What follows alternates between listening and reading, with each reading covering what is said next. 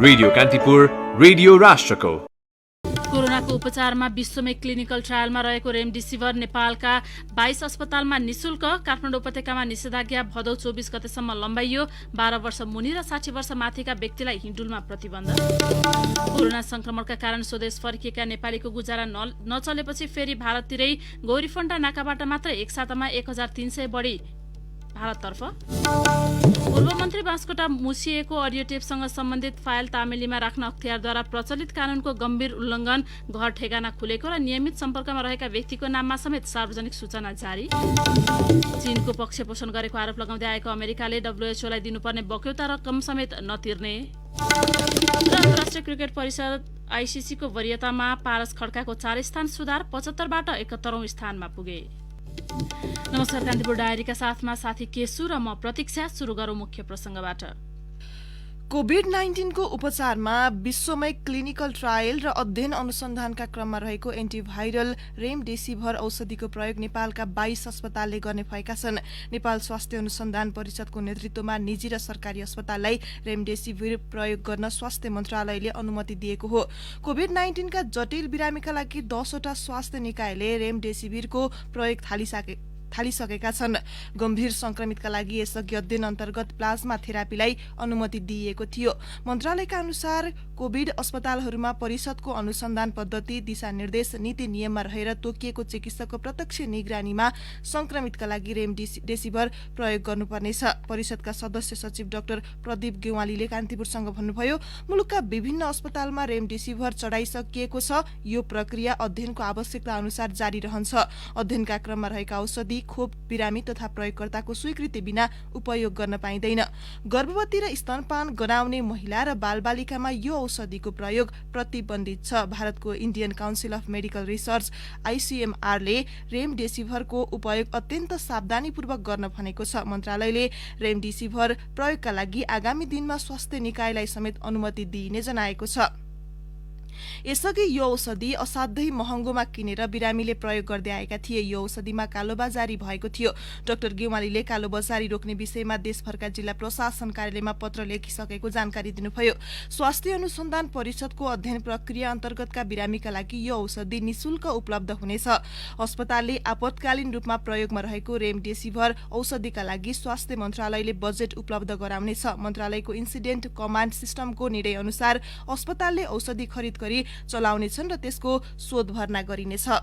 काठमाडौँ उपत्यकाका 3वटै प्रशासनले जारी निषेधाज्ञालाई केही खुकुलो पार्दै भदौ 24 गते रातिसम्मका लागि लम्ब्याएका छन्। निषेधाज्ञा लगाइएको 2 साता बित्ता पनि कोरोना संक्रमितको संख्या बढ्ने क्रम जारी रहेकाले एक साता लम्ब्याइएको हो।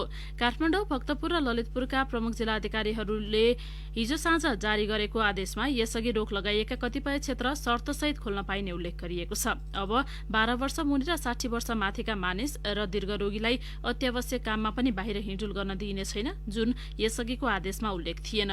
स्थानीय तह र स्वास्थ्य मन्त्रालयले मानिसको आवागमन, उद्योग, कल कारखाना तथा व्यापार व्यवसाय सञ्चालनमा अझै केही साता कडा नीति अपनाउन सुझाव दिएका थिए। काठमाडौँका प्रमुख जिल्लाधिकारी जनकराज दाहालले कोरोना महामारी र जीवनयापन निर्वाह अब सँगसँगै अघि बढ्नुपर्ने भएकाले त्यही अनुसार प्रशासनले खुकुलो नीति लिँदै जाने बताउनुभयो।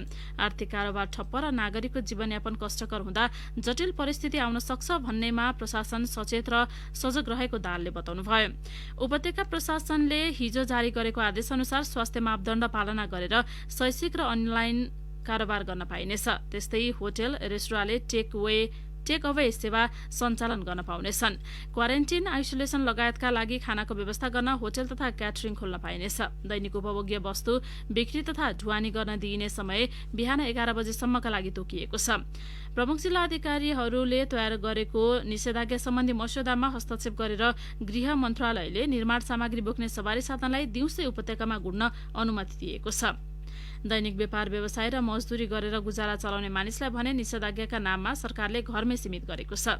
निर्माण सामग्री बोकेका सवारी साधन दिउँसो 2 देखि राति 9 बजेसम्म सञ्चालन गर्न अनुमति दिएको हो। यसैबीच जिल्ला प्रशासन कार्यालय मोरङले हिजोदेखि निषेधाज्ञालाई भदौ 22 गतेसम्म खुकुलो बनाएको छ। प्रमुख जिल्ला अधिकारी कोशहरी निरौलाद्वारा जारी निषेधाज्ञा आदेशमा खाद्यवस्तु, इन्धन, खाना पकाउने ग्यास, तरकारी, फलफूल, दूध, डेयरी, हार्डवेयर र कपडा पसल लगायतलाई बिहानदेखि बेलुकी 4 दिनसम्म खोल्न दिने उल्लेख छ। कोरोना संक्रमणबाट हिजो थप 10 जनाको मृत्यु पुष्टि भएको छ। भैरहवा स्थित भीम अस्पतालमा उपचार गराइरहेकी नवलपरासी पश्चिम रामग्राम 5 65 वर्षीय महिलाको मंगलबार राति मृत्यु भएको छ। भीम अस्पतालमै भर्ना भएका अर्का एक संक्रमितको हृदयघातका कारण मृत्यु भएको छ। भदौ 15 गते अस्पताल भर्ना भएका रूपन्देहीको बुटोल उपमहानगरपालिका 6 का 57 वर्षीय पुरुषको हिजो दिउँसो मृत्यु भएको हो। कपिलवस्तु 11 की 60 वर्षीय महिलाको पनि उपचारका क्रममा मृत्यु भएको अस्पतालका सूचना अधिकारी डाक्टर विष्णु गौतमले जानकारी दिनुभयो।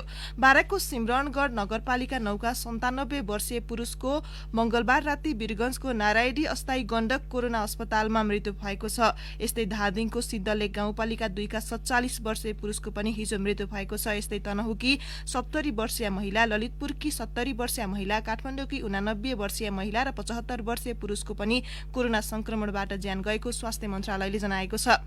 भक्तपुरको मध्यपुर थिमी नगरपालिका 7 नगदेशका कोरोना संक्रमित 40 वर्षीय पुरुषको पाटन अस्पतालमा मृत्यु भएको छ। नगर प्रमुख मदन सुन्दर श्रेष्ठका अनुसार भदौ 2 गतेदेखि उपचाररत उनको मंगलबार राति मृत्यु भएको हो। गत शनिबार उनकी 62 वर्षीय आमाको पनि कोरोना संक्रमणकै कारण पाटन अस्पतालमा मृत्यु भएको थियो।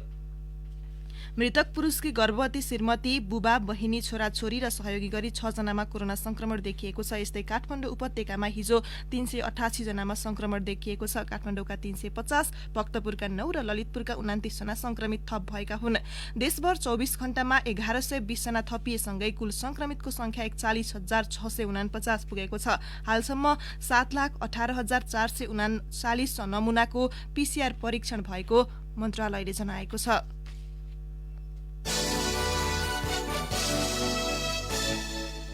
रोपाईकै बेला रासायनिक मलको अभाव झेलेका किसानले रोपो पहेँलो हुँदासम्म पाएका छैनन्। मल ल्याउने टेन्डर प्रक्रियामा ढिलाइ त भएकै थियो। सरकारले पहुँचका आधारमा क्षमताहीन कम्पनीलाई आपूर्तिको ठेक्का दियो। ठेक्का पाएका कम्पनीलाई कोभिड-19 को विश्वव्यापी संक्रमण झन ठूलो बहाना भयो। श्रमिक नपाएको कारण जनाएर आवश्यकता अनुसार आपूर्ति नगर्दा यति बेला देशभरका किसान मल नपाएर हैरान छन्। मल आपूर्तिको जिम्मा सरकारले कृषि सामग्री कम्पनी र साल ट्रेडिङ कर्पोरेसनलाई दिने गरेको छ। यी दुई कम्पनीले पनि आपूर्तिकर्ता अर्को तोकेर ठेक्का दिँदै आएका छन्। छिटो ठेक्का दिन दुवै कम्पनी हतारिँदैनन्। उनीहरूले सम्झौता गरेका ठेकेदार कम्पनीले पनि आयातमा ढिलाइ गर्ने गरेकाले वर्षेनी किसानले मल अभावको शास्ति खेप्नु परिरहेको हो। साल ट्रेडिङ कर्पोरेसनले आवश्यकता भन्दा निकै न्यून परिमाणमा आयात गरेर केही जिल्लामा वितरण गरेपछि हिजो आज कोरोना संक्रमणको त्रासकै बीच पनि किसानहरू घण्टौं लाइन बसिरहेका छन्। सीमित क्षेत्रमा कोटा तोकेर कर्पोरेसन्सले मल वितरण गरिरहेको छ। राष्ट्रिय कृषक समूह महासंघ नेपालका अध्यक्ष नवराज बस्नेतले भन्नुभयो, रोपाई सुरु भएदेखि नै मलको अभाव थियो। केही ठाउँमा पहुँचका भरमा केहीले मल पाए। रोपो पहेँलो भइसक्यो। सरकारले अझै मल दिन सकेन। बजारमा भइरहेको मल अभावको समस्या नौलो भने होइन। कृषि तथा पशुपन्छी विकास मन्त्रालयका अनुसार रोपाई हुने क्षेत्रफलका आधारमा करिब 7.5 लाखदेखि 8 लाख मेट्रिक टन आवश्यक पर्छ। क्षेत्रफलका आधारमा माग 8 लाख टनसम्म भए पनि पहाडी क्षेत्रमा मलको माग त्यति धेरै छैन। त्यसकारण 5.5 लाख टन मात्रै मल हरेक वर्ष आयात गर्न सके पर्याप्त पुग्छ। तर मन्त्रालयको विगतको विवरण हेर्दा आयात वार्षिक 4 लाख टन मात्रै हुने गरेको। यसलाई पुनः एकपटक सुन्नुहोला। तर मन्त्रालयको विगतको विवरण हेर्दा आयात वार्षिक 4 लाख टन पनि हुने गरेको छैन। यो वर्ष त झन् हालसम्म करिब 3 लाख मेट्रिक टन मात्र भित्रिएको छ। कृषि मन्त्रालयका एक अधिकारीले भने, खासमा यो मल विगतकै वर्षहरूमा आइसक्नुपर्ने कोटा अन्तर्गतको हो। धकेल्दै यो वर्ष ल्याइ पुर्याइएको हो। यसै वर्ष ल्याउनुपर्ने मल आयातको भने अझै सुरसार छैन। साल ट्रेडिङ कर्पोरेसन लिमिटेडले ग्लोबल टेन्डर मार्फत खरिद गरेको थप 2500 टन 50,000 बोरा युरिया मल सीमावर्ती भारतको रक्सोलसम्म आइपुगेको छ। गत साता ल्याइएको 5,000 टन युरिया कार्यालयले वितरण गरिसकेको जनाएको छ। साल ट्रेडिङ वीरगंजका प्रमुख आमोज लामिछानेले हिजो रक्सोल आइपुगेको मल आज वीरगंजको सुक्खा बन्दरगाहमा ल्याइने बताउनुभयो। उहाँले भन्नुभयो, अहिले जति पनि मल आएको छ त्यो पुरानै कोटाको हो। रोकिएको मल आएको हो। नयाँ कोटाको पनि आउँदैछ। नयाँ कोटा अन्तर्गत 10,000 टन जति आउन बाँकी छ। वीरगंज कार्यालयबाट प्रदेश 1 र प्रदेश 2 का सिराहा सप्तरी बाहेक अन्य प्रदेशमा मल वितरण हुने गरेको छ। प्रदेश 1 र प्रदेश 2 का सिराहा र सप्तरीमा साल ट्रेडिङको विराटनगर कार्यालयले मल वितरण गर्ने गरेको लामिछानेले बताउनुभयो। उता सुदूरपश्चिममा युरिया मल नपाउँदा किसानले धानमा टप ड्रेसिङ गर्न पाएका छैनन्। धान हुर्केर बाला निस्कन लागेका बेला टप ड्रेसिङका लागि युरिया मल चाहिन्छ। मल आपूर्ति गर्ने कृषि सामग्री कम्पनी र साल ट्रेडिङ कर्पोरेसनका गोदाम रिता छन्। कैलालीको थापापुरका गंगा चौधरीले धान रोप्ने बेला डीएपी मलको अभाव पनि खेप्नु परेको बताउनुभयो। कान्तिपुर डायरीमा अब ब्रेकको पालो। ब्रेकपछि कान्तिपुर डायरीमा अब कान्तिपुर सविस्तार। कान्तिपुर सविस्तार। कोरोना महामारीका कारण हालसम्म कृषि क्षेत्रमा 60 देखि 70 अर्ब रुपियाँ बराबरको क्षति भएको राष्ट्रिय योजना आयोग र कृषि तथा पशुपन्छी विकास मन्त्रालयको अध्ययनले देखाएको छ। लकडाउनको समयमा छिटै बिग्रने तरकारी, फलफूल र दुग्धजन्य पदार्थहरू भने 80 देखि 90% सम्म नष्ट गर्नु परेको मन्त्रालयले जनाएको छ। यो वर्ष 99% धान रोपाई भए पनि समयमै मल उपलब्ध नहुँदा उत्पादनमा भने 15% सम्म गिरावट आउन सक्ने सरकारी अनुमान छ। कोरोना महामारीपछि स्वदेशी र विदेशबाट फर्किएका समेत गरेर ठूलो संख्यामा बेरोजगार बनेका युवा शक्तिलाई कृषि क्षेत्रमा आकर्षित गर्ने सरकारले बताइरहे पनि चुनौतीपूर्ण रहेको सरोकारवाला बताउँछन्। कृषि उपजको पहिलो शर्त रासायनिक मलको अभाव यो वर्ष पनि उस्तै रह्यो। धान रोप्ने बेलामा मल नपाएका किसानले धानको गाँझ हाल्ने बेलामा पनि अभावै झेले। हिउँदे तरकारीको अवस्था झन भयावह छ। बाली लगाउनु पर्ने बेलामा समेत बिउको हाहाकार छ। भारत लगायतका तेस्रो मुलुकबाट ठूलो परिमाणमा तरकारी लगायतका कृषि उपज आयात भइरहे पनि किसानका उत्पादनहरू अहिले पनि बारीमै कुहिएर खेरा गएका छन्। यस्तोमा किसानहरूले सरकार भएको अनुभूति गर्न नसकेको राष्ट्रिय कृषक समूह महासंघका संस्थापक अध्यक्ष उद्धव अधिकारी बताउँछन्। हाम्रो उत्पादनहरू चाहिँ अहिले पनि चाहिँ बारीमै कुहाउनु पर्ने खालको सन्दर्भ छ। पछिल्लो चरणमा अवरोधहरू मात्रै किसानले पोख्नु परेको छ। तराईका धेरै ठाउँहरूमा श्रमिकहरू नपाएर किसानहरूलाई चाहिँ बाली भित्र लगाउन निकै समस्याहरू झेल्नु पर्यो। अहिले पनि हिउँदे तरकारीहरू हिउँदे चाहिँ बालीहरू लगाउने बेला आएको छ। बिउहरू हाम्रो आफ्ना पद्धतिहरू सबै नष्ट भइसकेका छन्। हामी पुरै परनिर्भर भइसकेको। अब निस्किने बेलाको धानमा त्यो मल हाल्नुको औचित्य छ कि छैन कि तपाईँको राज्य जुन हिसाबले चाहिँ स्ट्रङली उभिनु पर्ने हो कृषि प्रधान देशको राज्य, त्यो चाहिँ कहिले पनि हामीले अनुभूति गर्न पाएनौँ। कृषि क्षेत्रमा प्रशस्त सम्भावना रहे पनि बजारीकरण प्रमुख समस्याका रूपमा देखिएको छ। अझ कोरोना महामारीपछि त किसानले आफ्नो उत्पादन लागत पनि उठाउन नसकेको रूपन्देहीको श्रीनगर एग्रो फार्मकी सञ्चालक मौसमी श्रेष्ठ बताउँछिन्। महामारीको कारणले पनि हामी चाहिँ धेरै कठिनाइकोबाट गुज्रिरहेका छौँ हैन। र हामीले उत्पादन गर्छ र त्यो उत्पादन गरिसकेपछि तुरुन्तै बजारमा लगेर बेच्नु पर्ने अवस्थामा चाहिँ साह्रै नै कठिनाइ भोगिरहेका छन् र त्यो उत्पादन गरेको मूल्य पाउन पनि उनीहरूले सकिरहेका छन्। कोरोना महामारीले स्वदेश र विदेशबाट थातथलो फर्केका ठूलो संख्याका युवालाई रोजगार सिर्जना गर्नुपर्ने चुनौती यति बेला छ। तर त्यही चुनौतीलाई अवसरको रूपमा परिणत गर्न कृषि सहयोगी हुने आंकलन धेरैको छ। भौगोलिक बनावट र हावापानी कृषि सुहाउँदो भएकाले युवालाई कृषिमा आकर्षित गर्ने सरकारी योजना छ। कृषिमा ठूलो संख्यामा रोजगारी सिर्जना गर्न निर्वाहमुखी खेती प्रणालीमा परिवर्तन गर्नुपर्ने तर्क गर्छन् कृषि विज्ञ कृष्ण पौडेल। यदि रोजगारी सिर्जना गर्ने हो भने कस्तो खेती प्रणाली अपनाउने ताकि त्यो किसानको बचत होस् र हाम्रो कृषि चाहिँ उन्नत होस् भन्नेबाट विचार गर्नु पर्यो। एउटा अबको खेतीपाती हिजोको जस्तो परम्परागत तरिकाले होइन निर्वाहमुखी तरिकाले अगाडि बढ्दै। त्यसको अर्थ के भने आधुनिकताका नाममा रसायन र विषादी हालेर हामीलाई बिखाउन पनि पाइँदैन। समूहमा आधारित उद्यमशीलतामा आधारित खेतीपातीको ढाँचा बनाउनु पर्छ। प्राथमिकतामा कृषि भनिए पनि विगतमै अलोकप्रिय भइसकेको प्रधानमन्त्री कृषि आधुनिकीकरण कार्यक्रममा आबद्ध किसानहरूलाई प्राथमिकता दिने कृषि मन्त्रालयको तयारीले किसानहरू झस्किएका छन्। चालु आर्थिक वर्षमा 3.5 लाख युवाहरूलाई कृषि कार्यक्रममा संलग्न गराई रोजगारी दिइने कृषि मन्त्रालयका सचिव राजेन्द्र प्रसाद भारीको दाबी छ।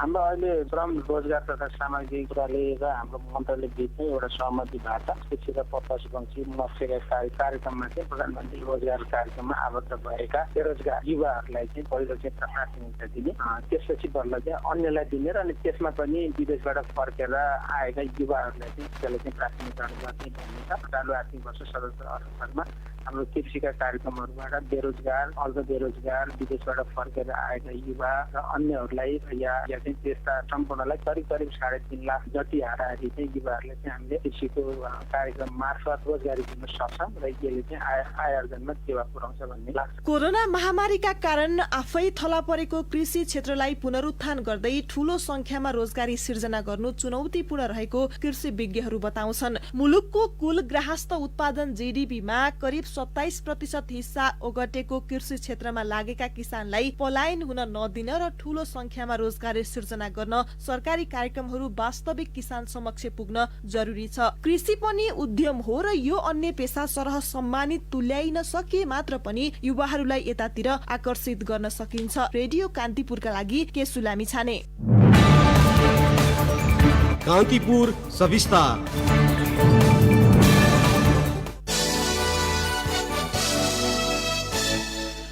अख्तियार दुरूपयोग अनुसन्धान आयोगले पूर्व मन्त्री गोकुल बास्कोटा मुछिएको अडियो टेपसँग सम्बन्धित फाइल तामेलीमा राख्न प्रचलित कानूनको गम्भीर उल्लङ्घन गरेको भेटिएको छ। अडियो फाइल शनाखत हुन नसकेको भन्ने आधार देखाएर फाइल तामेलीमा राख्न अख्तियारले हिजो गोरखापत्रमा 7 दिने सूचना निकालेको हो। अख्तियार दुरूपयोग अनुसन्धान आयोग ऐन अनुसार घर ठेगाना खुलेको र नियमित सम्पर्कमा रहेका व्यक्तिको नाममा त्यसरी सार्वजनिक सूचना निकाल्न मिल्दैन। अख्तियारले हिजो सार्वजनिक गरेको सूचनामा सेक्युरिटी प्रिन्टिङ प्रेस खरिदको उजुरी छानबिन गर्न विजय प्रकाश मिश्रलाई बोलाइएको बेहोरा उल्लेख छ। सूचनामा सेक्युरिटी प्रिन्टिङ प्रेस खरिद प्रक्रियामा स्विस कम्पनी एजेन्टसँग 70 करोड कमिसनका लागि मोलमलाई गरेको भन्ने समेत विषयको अनुसन्धानको सिलसिलामा केही बुझ्नुपर्ने भएकाले बोलाइएको उल्लेख छ। अख्तियारले प्रहरी महाशाखालाई सम्पर्क स्थान तोकेको छ। अनुसन्धान अधिकृत तोकिएका मध्ये एकजनाको हालै सरुवा भएको छ। अख्तियारका प्रवक्ता तारानाथ अधिकारीले अनुसन्धान सिलसिलामा बुझ्नुपर्ने मानिस सम्पर्कमा नआएमा सूचना निकाल्ने कानूनी व्यवस्था रहेको भन्दै भ्रष्टाचार निवारण ऐनको दफा 43 को व्यवस्था हेर्न आग्रह गर्नुभयो। सो कानूनी व्यवस्थामा ठेगाना पत्ता लागेमा वा सूचना बुझाउन नसकेमा मात्रै सार्वजनिक सूचना निकाल्नुपर्ने उल्लेख छ। अख्तियार उच्च स्रोतले कान्तिपुरलाई उपलब्ध गराएको केही कागजात हेर्दा मिश्र अख्तियारका अनुसन्धान अधिकृतको नियमित सम्पर्कमा रहेको र पत्राचार समेत भइरहेको देखिन्छ।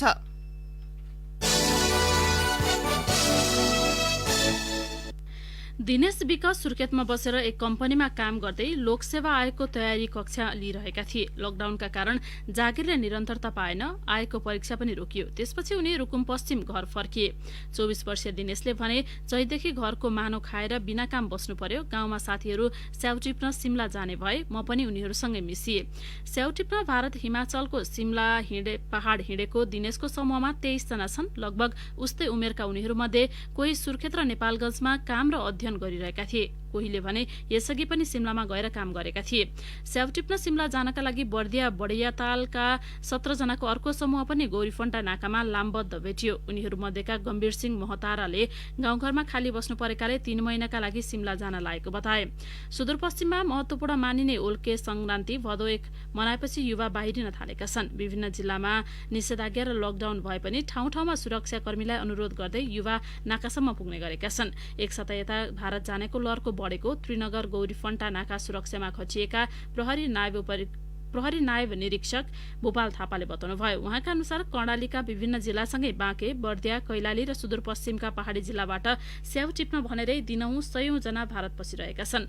गौरीफन्टा नाका भएर मंगलबार पनि 600 भन्दा बढी युवा भारत छिरे। बुधबार 187 जना भारततर्फ लागे।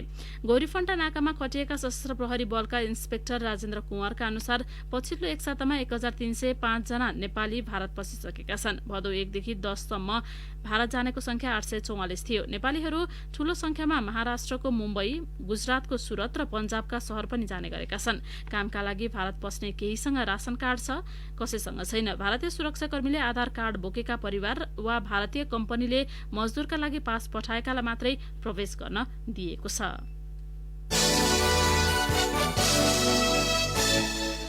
विवाद समाधानको उपाय सुझाउन बनेको कार्यदलको प्रतिवेदनमा छलफल गर्न आज बोलाइएको नेकपा सचिवालय बैठक राष्ट्रिय सभाको रिक्त 1 जना मनोनित सदस्यमा कसलाई लैजाने भन्नेमा केन्द्रित हुने भएको छ। नेकपा अध्यक्ष एवं प्रधानमन्त्री केपी शर्मा ओली र अर्का अध्यक्ष पुष्पकमल दाहालबीच हिजो साँझ भएको 2 घण्टा लामो भेटमा राष्ट्रिय सभामा कसलाई लाने भन्नेमा कुरा नमिलेपछि यो विषयले प्राथमिकता पाउने भएको हो। प्रधानमन्त्री ओलीले अर्थमन्त्री युवराज खतिवड़ालाई नै अर्थमन्त्रीमा निरन्तरता दिन चाहेकाले भदौ 20 गते भित्र राष्ट्रिय सभा सदस्य बनाइसक्नुपर्नेछ। त्यसका लागि नेकपा नेतृत्वसँग आज र भोलि 2 दिन मात्रै समय छ। आज बस्ने सचिवालय बैठकमा निर्णय गरेर मन्त्री परिषदबाट मनोनयनका लागि उम्मेद्वार सिफारिस गर्ने सहमति अध्यक्ष द्वयबीच भएको छ। तर हिजो साँझको भेटमा पनि प्रधानमन्त्री ओलीले खतिवड़ाको पक्षमा अडान राखेको र दाहालले पार्टी सचिवालयको निर्णय अनुसार गौतमलाई राष्ट्रिय सभा सदस्य बनाउनुपर्ने भनाई दोहोर्याएको उनीहरू निकट स्रोतले जानकारी दियो। निरञ्जन रामको घाँटी रेटी हत्या भएको घटनाको अनुसन्धान गर्न तोकिएका अधिकृतलाई बाइपास गरी रौतहट जिल्लाबाट खटिएका क्राइम ब्रान्चको टोलीले हिरासतबाट विजय महरा र सिकेन्द्र पासवानलाई जिम्मामा लिँदै घटना स्वीकार गराउन चरम कुटपिट गरेको पाइएको छ। गरुडा 8 जिंगाडियाका 20 वर्षीय रामको हत्या घटनामा इलाका प्रहरी कार्यालय गरुडाका प्रहरी निरीक्षक केदारमान दोङलाई अनुसन्धान अधिकृत तोकिएको थियो, तर जिल्ला प्रहरी प्रमुख प्रहरी उपरीक्षक एसपी रविराज खड्काको निर्देशनमा इन्सपेक्टरको नेतृत्वमा क्राइम ब्रान्चको टोली पनि अनुसन्धानका लागि गरुडा पुगेको थियो। तर सो टोलीले गरुडा प्रहरीको हिरासतमा रहेका विजय र सिकेन्द्रलाई जिम्मामा लिएर चरम यातना दिँदा विजयको मृत्यु भएको थियो। क्राइम ब्रान्चका इन्सपेक्टर नवीन कुमार सिंह र हवलदार द्वय हिरोज मिया धुनिया र मन्नु कुमार सिंहलाई निलम्बन गरिसकिएको छ। पीडित परिवारले एसपी खड्कालाई समेत कारबाही हुनुपर्ने माग गरेको छ।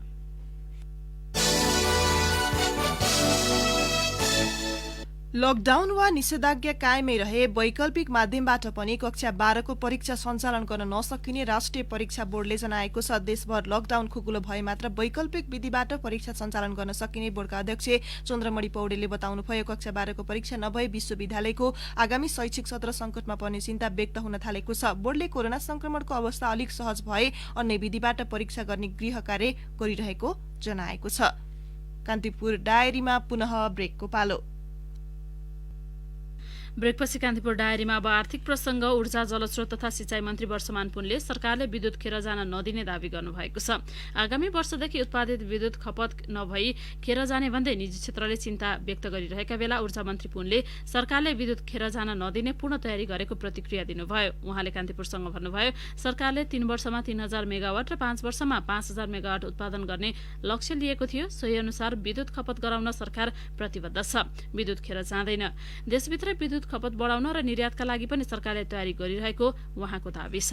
काठमाडौँ रेलमार्गको विस्तृत अध्ययन शुरू गर्न भारत सरकारले अनुमति मागेको छ। कोरोनाको जोखिम बढ्दो रहे पनि आवश्यक स्वास्थ्य मापदण्ड अपनाएर विस्तृत अध्ययनका लागि भारत तयार देखिएको हो। अध्ययन अघि बढाउन भन्दै भारतको कोकर्ड रेलवे कर्पोरेसनले 2 साता अघि दूतावास मार्फत नेपाललाई पत्रचार गर्दै अध्ययन शुरू गर्ने वातावरण मिलाउन भनेको हो। अहिलेकै अवस्थामा अध्ययन शुरू गर्न दिने नदिने बारे नेपाल सरकारले भने निर्णय गरिसकेको छैन। न्यू रोड बसन्तपुर दमकल नजिक रहेको जेजे ज्वेलर्सको काठमाडौँमा कुनै पनि अतिरिक्त शाखा छैन। त्यसैले नाममा नछोकिनुहोस्। सुन चाँदी तथा हिराका गहनाहरू किन्दा न्यू रोड बसन्तपुर दमकल नजिकै रहेको जेजे ज्वेलर्स नै रोज्नुहोस्। जेजे ज्वेलर्स, शुद्धताको पहिचान। आर्थिक वर्षको सुरुका महिना बैंक तथा वित्तीय संस्थाले लगानीका नयाँ अवसर खोजी गरी कर्जा विस्तार बढाउने समय हो। तर अहिले परिस्थिति उल्टो भइदिएको छ। कोभिड-19 ले ल्याएको असहज परिस्थितिका कारण बैंक तथा वित्तीय संस्थाले न त नयाँ कर्जा विस्तार गर्न पाए न पुरानो कर्जा टिकाउन नै। बरु हरेक दिन जसो बैंक तथा वित्तीय संस्थाको लगानीमा रहेको कर्जा घट्दो क्रममा छ। राष्ट्र बैंकको तथ्याङ्क अनुसार गत साउन मसान्तसम्म बैंक तथा वित्तीय संस्थाको लगानीमा रहेको कुल कर्जा 32 खर्ब 44 अर्ब रुपियाँ छ। साउन 1 गते यस्तो कर्जा 32 खर्ब 47 अर्ब रुपियाँ थियो। यो तथ्याङ्कले पनि 1 महिनाकै अवधिमा बैंक तथा वित्तीय संस्थाका लगानीमा रहेको कर्जा 3 अर्ब रुपियाँले घटेको देखाउँछ।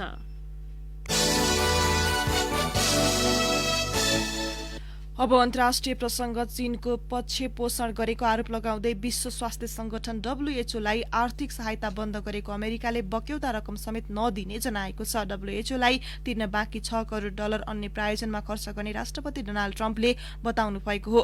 कोभिड-19 विरुद्धको खोपको विकास तथा वितरण हुने WHO को कुनै कार्यक्रममा सहभागी नहुने घोषणा गरेको भोलिपल्टै अमेरिकाले सो निर्णय गरेको समाचार संस्था अल जजिराले जनाएको छ। यद्यपि अफगानिस्तान, पाकिस्तान, लिबिया तथा सिरियामा WHO सञ्चालन गर्ने स्वास्थ्य सेवा कार्यक्रमका लागि आयोजित बैठकमा एकपटक सहभागिता जनाउने अमेरिकाले जनाएको छ। अब खेल प्रसंग। राष्ट्रिय क्रिकेट टोलीका पूर्व कप्तान पारस खड्काको आईसीसीको टी20 ब्याटिङ वरियतामा सुधार आएको छ। आईसीसीले सार्वजनिक गरेको नयाँ वरियता अनुसार उनको 4 स्थान सुधार भएको छ। यसअघि 75औं स्थानमा रहेका पारस 4 स्थान सुधार गर्दै 71औं स्थानमा आएका छन्। लेग स्पिनर सन्दीप लामिछानेको बोलिङ वरियता भने यथावत छ। आईसीसीको नयाँ वरियतामा सन्दीप 79औं स्थानमा रहेका छन्। टी20 को राष्ट्रिय वरियतामा नेपाल 15औं स्थानमा यथावत रहेको छ। यसअघि पनि नेपाल 100 स्थानमा थियो। एसोसिएट राष्ट्रमा नेपाल भन्दा अघि स्कटल्याण्ड र यूएई रहेका छन्। यस्तै एक दिवसीय क्रिकेटको वरियतामा भने नेपाल 16औं स्थानमा रहेको छ।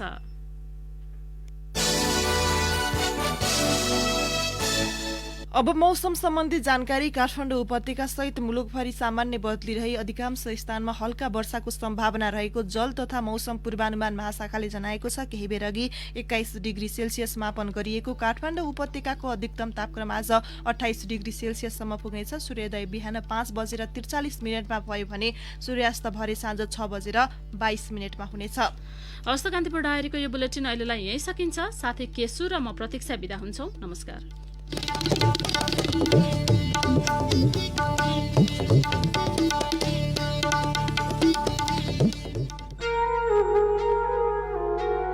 रेडियो कक्षा सुन्दै सिक्दै। कोभिड-19 को कारण विद्यालय जान